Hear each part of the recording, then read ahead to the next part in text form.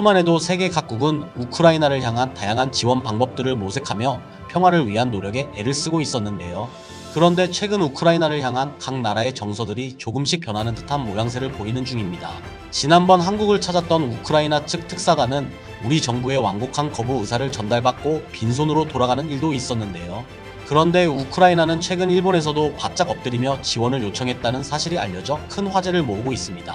특히 젤렌스키 정부는 한국과 일본을 오가며 각 나라의 정서를 고려한 이중적인 태도까지 드러내 전 세계 네티즌들에게 비난까지 받는 상황입니다. 최근 일본 매체 도쿄 통신의 보도에 따르면 우크라이나의 젤렌스키 정부 사절단이 직접 일본을 찾아 전쟁에 대한 각종 지원을 요청했다. 일본 정부는 지난 6월에 있었던 기시다 총리와의 대담 이후 또 한 번의 부탁이 이어지고 있는 것에 큰 부담을 드러냈다. 공동통신과 진행한 단독 기자회견에서는 일본 정부와 끈끈한 관계를 이어가고 싶다는 자신들의 간곡한 호소까지 전하며 지원을 요청하는 모습까지 보였다. 하지만 이에 대해 일본 국민들은 싸늘한 반응을 보인다. 라며 우크라이나가 다시 한번 일본의 문을 두드려 지원을 요청한 사실을 보도로 전했습니다. 얼마 전 한국을 직접 찾았던 젤렌스키 정부 사절단이 이번에는 일본을 찾아 단독 기자회견까지 가졌다는 사실은 전세계 톱뉴스로 보도되고 있는데요. 현재 대부분의 외신은 한국 정부의 정서를 제대로 읽어내지 못하고 다시 일본에 바짝 엎드린 젤렌스키 정부의 대처 방안에 대해 강한 비판을 내놓고 있습니다. 이에 대한 일본 현지 외교 전문가들의 반응도 심상치 않다고 하는데요. 일본에서 바라본 현재 우크라이나의 지원 외교는 어떤 모습으로 비치고 있는 걸까요? 자세한 이야기 속으로 저희 소식통 TV와 함께 들어가 보시죠. 우크라이나 젤렌스키 대통령은 직접 자신의 목소리를 빌려 일본 매체 공동통신과 단독 기자회견을 가졌습니다. 일본이 자신들을 향한 지원을 철회하겠다는 방침을 전하자 젤렌스키는 긴급하게 단독 회견을 열었다고 하는데요. 관련 뉴스는 미국 현지에서도 속보로 다뤄졌습니다. 미국 매체 워싱턴 리포트에 따르면 우크라이나를 향한 국제 정서가 점점 안 좋아지고 있다. 일본 역시 올해 6월과는 다른 입장을 내놓았다. 일본은 이미 우크라이나에 7조 원을 추가 지원하며 G7 의장국다운 면모를 보이기도 했다. 그뿐만 아니라 러시아와의 동결 자산을 활용해 우크라이나에 5조 원을 지원하는 방안까지 모색해 큰 화제를 모은 바 있었다. 그런 일본이 이제 젤렌스키 정부를 향해 더 이상의 지원은 어렵다는 뜻을 전한 것으로 알려졌다.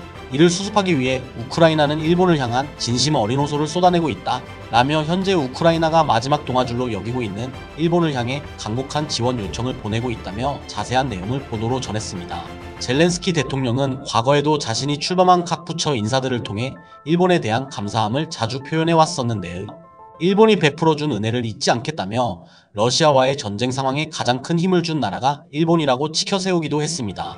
하지만 전쟁이 계속 진행되면서 세계 각국의 정서가 조금씩 변화를 갖기 시작했는데요.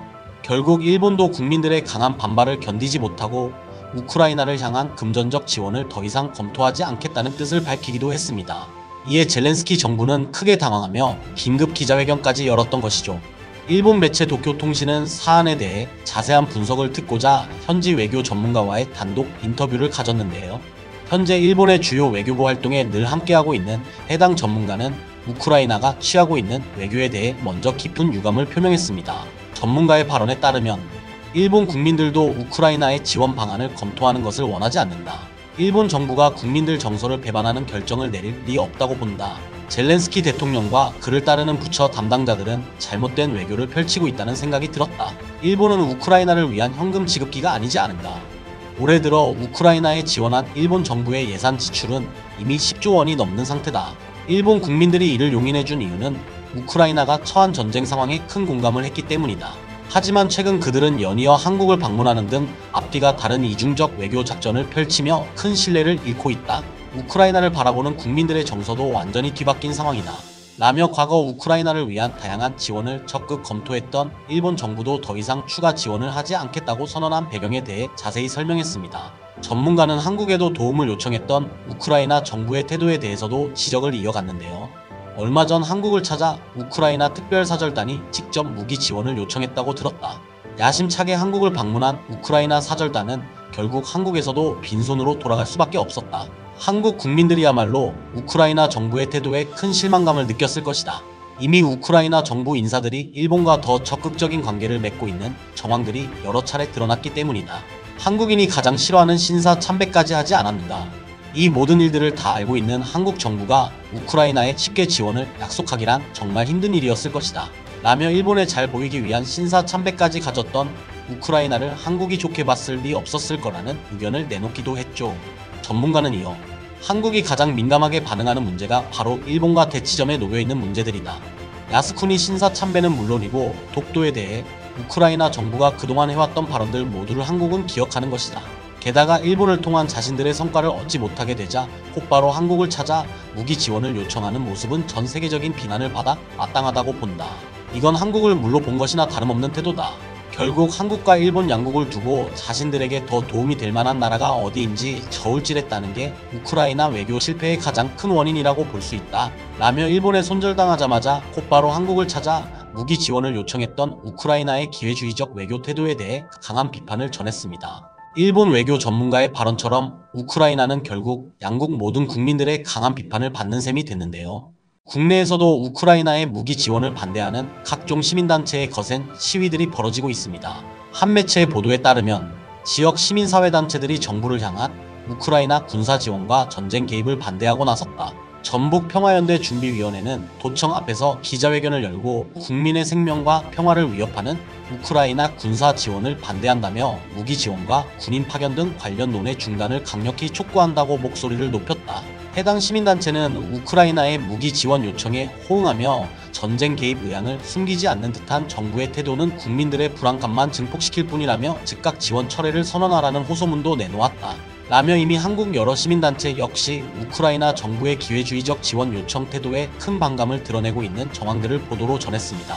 실제로 우리 정부는 우크라이나의 구체적인 무기 지원 계획은 아직 없는 상황이라며 선을 긋는 태도를 취하기도 했죠. 일본 현지 소식을 전해 들은 국내 네티즌들의 반응도 뜨거운데요. 일본이 그렇게 좋으면 일본이랑 잘해봐라. 일본이 우리보다 더 잘 퍼주는 것 같은데 앞으로는 일본에만 부탁했으면. 이러다 젤렌스키가 다음 생에는 일본인으로 태어나고 싶다는 말까지 할지도 모름. 야스쿠니 신사 참배부터 우크라이나는 선을 세게 넘었지.